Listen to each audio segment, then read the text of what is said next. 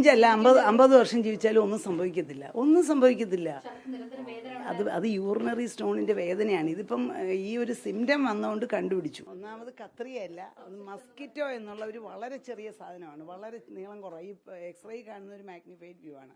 കത്രിയല്ല, mosquito ആണ്. Mosquito എന്ന് പറയുന്നത് നമ്മൾ ബ്ലഡ് വെസലിൽ നിന്ന് ബ്ലഡ് വരുമ്പോൾ പിടിക്കാൻ ഉപയോഗിക്കുന്ന ചെറിയ ഉപകരണമാണ്. അപ്പോൾ അത് പോകാൻ പാടില്ല. പക്ഷേ ഇത് ശരിക്കും ഇൻസ്ട്രുമെൻസിൻ്റെ എണ്ണം ആദ്യമേ ഒരു ബോർഡിൽ എഴുതണം, ഒരു സ്ക്രബ്നേഴ്സ്. പിന്നെ കഴിയുമ്പോഴും ഇൻസ്ട്രുമെൻ്റ് എണ്ണം ചെക്ക് ചെയ്യണം. പക്ഷേ ഗവൺമെൻറ് ഹോസ്പിറ്റലുകൾ എൻ്റെ അറിവിൽ എടുത്തോളം ഫ്ലോർ നേഴ്സ് എന്നൊരു സ്റ്റാഫ് ഉണ്ടാവാറില്ല. അപ്പം ചെയ്യുന്ന ഡോക്ടറും ചെയ്യുന്ന സിസ്റ്ററും കൂടെ ഇത് ആദ്യമേ ഒന്ന് എണ്ണിയിട്ട് ലാസ്റ്റ് വീണ്ടും ഒന്നും കൂടെ എണ്ണും. അപ്പോൾ ആ എണ്ണത്തിൽ മനസ്സിലെ ഓർമ്മയിൽ എന്തെങ്കിലും പിശക് വന്നു പോയാൽ ഇങ്ങനെ വരാം. പിന്നെ വേറൊന്ന്, ഈ രോഗിക്ക് ഇതിനു മുമ്പ് ഒരു ഓപ്പറേഷൻ ചെയ്തിട്ടുണ്ട്, അന്ന് വന്നതാണോ എന്ന് എങ്ങനെ അറിയാം? ഈ ഓപ്പറേഷനിലാണ് വന്നതെന്ന് എന്താ ഓർമ്മ? ഇല്ല, കാണത്തില്ല. അത് ഒമൻ്റെ എല്ലാം കൂടെ മുകളിൽ കയറി നമ്മൾ കാണത്തില്ല. അതെനിക്ക് അറിഞ്ഞൂടാ, ചെയ്തിട്ടുണ്ടെന്ന് ഞാൻ ഇല്ല. അതിലെ ഒരു കാര്യം വെച്ചാൽ പക്ഷേ 20 വർഷം മുമ്പോ അല്ല 30 അനങ്ങാതിരിക്കുക. ഇത് പാക്കും ഇരിക്കാം, ഇതും ഇരിക്കാം. പിന്നെ വേറെ എന്നുള്ളത് എന്താണെന്ന് വെച്ചാൽ ഇപ്പം അവർ പോയത് ഇതിനൊന്നുമല്ല, അവർക്ക് മൂത്രത്തിൽ കല്ലിൻ്റെ അസുഖത്തിന് അതിൻ്റെ വേദനയായിരുന്നു. അല്ല, ഞാനല്ല ചെയ്തത്. അല്ല എന്ന് 100% എനിക്കറിയാം. ഞാനല്ല, അന്ന് ഞാൻ റിട്ടയർ ചെയ്യുന്നതിന് തൊട്ട് മുന്നെയാണ്.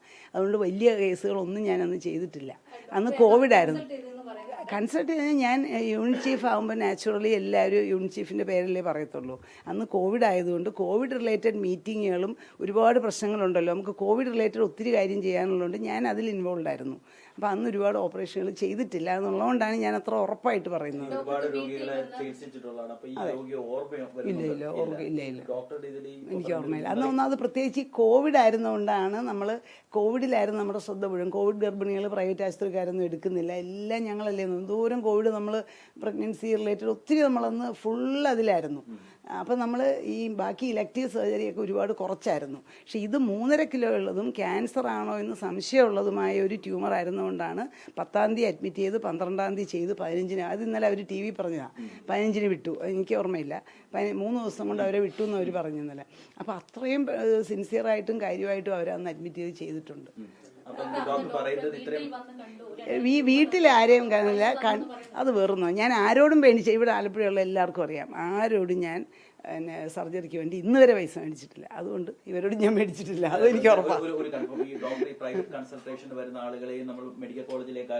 അതല്ലേ പറ്റത്തുള്ളൂ, അല്ല എനിക്ക് പ്രൈവറ്റിൽ പോയി ചെയ്യാൻ പറ്റില്ല. ഇല്ല, ഈ പ്രൈവറ്റ് കൺസൾട്ടേഷൻ എന്ന് പറഞ്ഞാൽ വലിയൊരു കാര്യമൊന്നുമില്ല. ആളുകൾ വന്ന് പല പരിചയത്തിൻ്റെ പേരിലും പലരും വിളിച്ചൊക്കെ ഈ രാഷ്ട്രീയക്കാർ തന്നെ വിളിച്ചു പറഞ്ഞൊക്കെ ഒത്തിരി പേര് വന്ന് എന്നെ കാണാറുണ്ട്. അതൊന്നും ഒരു വലിയൊരു മറ്റ് പ്രൈവറ്റ് ആശുപത്രികളിലെ പ്രൈവറ്റ് കൺസൾട്ടേഷൻ പോലെ വലിയൊരു സംഭവമൊന്നുമല്ല, നമ്മൾ സമ്പാദിക്കുന്ന കാര്യമൊന്നുമല്ല. ഞാനൊരു 38 കൊല്ലം ഗവൺമെൻറ്റിൽ വളരെ തുച്ഛമായ ശമ്പളത്തിൽ ജോലി ചെയ്ത ആളാണ്. മനസ്സിലായോ? അതെല്ലാവരും ചോദിക്കുക. ഇല്ല, അതറിയത്തില്ല. ഇതിൻ്റെ എണ്ണത്തിനൊന്നും ഒരു കണക്കും ഗവൺമെൻറ് ആശുപത്രികളിലില്ല. അതൊക്കെ സിസ്റ്റം, പണ്ട് മന്ത്രി പറഞ്ഞ പോലെ ഇതൊന്നും സിസ്റ്റം ഗവൺമെൻറ് ആശുപത്രി കൊണ്ടുപോകാനുള്ള സ്റ്റാഫില്ല പ്രോപ്പർ. ഞങ്ങൾക്ക് ആഗ്രഹമില്ലാഞ്ഞിട്ടല്ല. ഒരു ഫ്ലോർ നേഴ്സ് ഇങ്ങനെ വേണം നിർബന്ധമായിട്ടൊന്ന്. ഞാൻ പ്രൈവറ്റ് ജോലി ചെയ്തപ്പോൾ എനിക്ക് എല്ലാ കേസിനും ഫ്ലോർ നേഴ്സുണ്ട്. ആ ഫ്ലോർ നേഴ്സ് ആദ്യമേ ഒരു വൈറ്റ് ബോർഡ് വെച്ചിട്ടുണ്ട്. നമ്മൾ വയറ് തുറക്കുന്നതിന് മുമ്പ് ഇത്ര മസ്കിറ്റോ ഉണ്ട്, ഇത്ര ബാക്കി ആർട്ടറി ഉണ്ട്, അതുണ്ട്, ഇതുണ്ട്, എല്ലാം നമ്പർ എഴുതിയിടും. ഇവിടെ ഈ ചെറിയ പ്രോവിഡൻസ് ആശുപത്രി പോലും അങ്ങനെയാണ് ചെയ്യുന്നത്.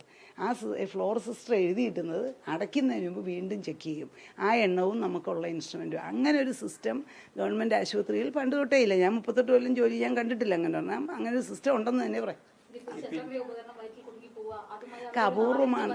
5 അല്ല 50 വർഷം ജീവിച്ചാലും ഒന്നും സംഭവിക്കത്തില്ല. അത് യൂറിനറി സ്റ്റോണിൻ്റെ വേദനയാണ്. ഇതിപ്പം ഈ ഒരു സിംറ്റം വന്നുകൊണ്ട് കണ്ടുപിടിച്ചു. അൾട്രാസൗണ്ട് ചെയ്തിട്ട് വരാൻ പാടില്ല, ഇൻസ്ട്രുമെൻറ്റ് വരാൻ പാടില്ല എന്നുള്ളതിന് സംശയമില്ല. പക്ഷേ എന്തുകൊണ്ട് വന്നു എന്നുള്ളത് ഇപ്പം ഒരാളുടെ തലയിൽ കെട്ടിയ സിസ്റ്റത്തിലാണ് അതിൻ്റെ ഫെയിലിയർ. എന്തുകൊണ്ട് ബോർഡ് വെച്ച് എഴുതാനുള്ള സ്റ്റാഫില്ല. ആ സ്റ്റാഫ് എഴുതി കഴിഞ്ഞ് ഡോക്ടറും കൂടെ ചേർന്ന് അത് ചെക്ക് ചെയ്യണം. അതിനുള്ള സിസ്റ്റം നമുക്കില്ല. അത് ഇനി ഇതുകൊണ്ടെങ്കിലും ഗവൺമെൻറ്റിൽ അത് വന്നാൽ നല്ലതാണ് കേട്ടോ. അതുകൊണ്ട് ഞാൻ ചെയ്തതല്ല. ഒന്ന് പേര് വെളി വരുന്നവരെ നിങ്ങൾ ക്ഷമിക്ക്. ഇല്ലല്ലോ, ഞാൻ പറഞ്ഞില്ല. എന്താണെന്ന് വെച്ചാൽ കോവിഡ് ആയിരുന്നല്ലോ. ഞാൻ ഈ കോവിഡിൻ്റെ പുറകെ ആയിരുന്നു ഫുൾ. കോവിഡിൻ്റെ നമുക്ക് ഒരുപാട് റെസ്പോൺസിബിലിറ്റീസ് അന്നുണ്ടല്ലോ. എപ്പോഴും മീറ്റിംഗ്, റിപ്പോർട്ട് കൊടുക്കണം. അപ്പം നമ്മൾ അതുകൊണ്ട് കഴിയുന്നത്ര നമ്മൾ ആ സമയം തിയേറ്ററിൽ കയറാൻ പറ്റിയിട്ടില്ല.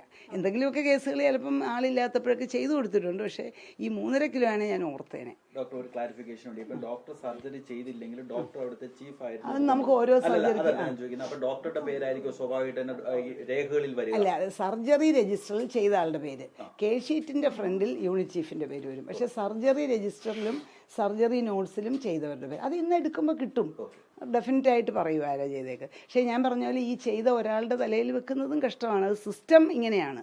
ശരിക്കും ഒരു ബോർഡ് വെച്ച് എത്ര ഇൻസ്ട്രുമെൻ്റ് ഉണ്ടെന്ന് ഫ്ലോർ നേഴ്സ് എഴുതണം. അങ്ങനെ ഒരു ഫ്ലോർ നേഴ്സ് എന്നൊരു തസ്തിക നമ്മുടെ ഒരു തിയേറ്ററിൽ ഇല്ല ഗവൺമെൻറ് സെറ്റപ്പിൽ. എൻ്റെ അറിവിലില്ല എന്നാണ്. ഇനി ഇപ്പോൾ ഇന്നാളത്തെ കോഴിക്കോട് ഇഷ്യൂ വന്നേ പിന്നെ എല്ലായിടവും വന്ന് കാണും ചിലപ്പോൾ, എനിക്ക് അറിഞ്ഞോളൂ, ഞാനുള്ളപ്പോൾ ഇല്ല. അതുകൊണ്ട് ഈ ഫ്ലോർ നേഴ്സ് എഴുതിയിരുന്നെങ്കിൽ ലാസ്റ്റ് ഡോക്ടർക്ക് ചെക്ക് ചെയ്യാൻ എളുപ്പമാണ്. ഇപ്പോൾ ചെക്ക് ചെയ്യുന്നത് എങ്ങനെയാണെന്ന് വെച്ചാൽ സിസ്റ്റർ പറയും, മാഡം ഞാൻ ഇത്ര എണ്ണം എടുത്തിട്ടുണ്ട്, അങ്ങനെ നോക്കും, ഇത്ര എണ്ണം ഉണ്ട്. അപ്പോൾ അവർക്ക് ഒരു ഓർമ്മയിൽ ഒരു പെശക് വന്നു പോയാൽ അത് പെശകാണ്. കഴിയുന്നത്ര നമ്മൾ ഒരു ഇൻസ്ട്രുമെൻ്റ് അകത്തിടത്തില്ല. ഇതെങ്ങനെ ഈ വലിയ ട്യൂമർ ആയതുകൊണ്ട് പിന്നെ എന്തോ 3.5 കിലോ അതുകൊണ്ടാണ് ചെയ്തത്. അല്ലെ കോവിഡ് സമയത്ത് നമ്മൾ അങ്ങനെ ഒരു സർജറി ചെയ്യത്തില്ല. ക്യാൻസർ, ഓവറിയിലെ ക്യാൻസർ എന്നാണ് വിചാരിച്ചത്. പക്ഷേ ചെയ്തപ്പോൾ ഫൈബ്രോയിഡ് ആയിരുന്നു. പേഷ്യൻ്റെ നന്മയ്ക്ക് വേണ്ടിയാണ് ആ കോവിഡ് കാലത്ത് കഷ്ടപ്പെട്ട് ചെയ്തത്. ഇപ്പോൾ ചെയ്തവർക്ക് അത് വരെയായി.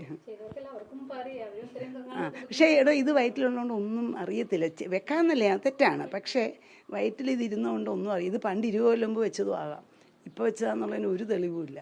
ഇനിയിപ്പോൾ വല്ല കെമിക്കൽ ടെസ്റ്റ് കൊണ്ട് ഇൻസ്ട്രുമെൻ്റ് പഴക്കം കണ്ടുപിടിക്കുകയോ അങ്ങനെ വല്ലതും ചെയ്യേണ്ടി വരും, അല്ലാതെ അറിയാൻ പറ്റത്തില്ല. ലോകത്തെവിടെയായാലും ഏത് സമയത്തും 24 വാർത്തകളും ഓഗ്മെന്റഡ് റിയാലിറ്റി പാക്കേജുകളും എക്സ്പ്ലെയിനറുകളും വിശദമായി കാണാൻ ഞങ്ങളുടെ യൂട്യൂബ് ചാനൽ നിങ്ങൾക്ക് സബ്സ്ക്രൈബ് ചെയ്യാം.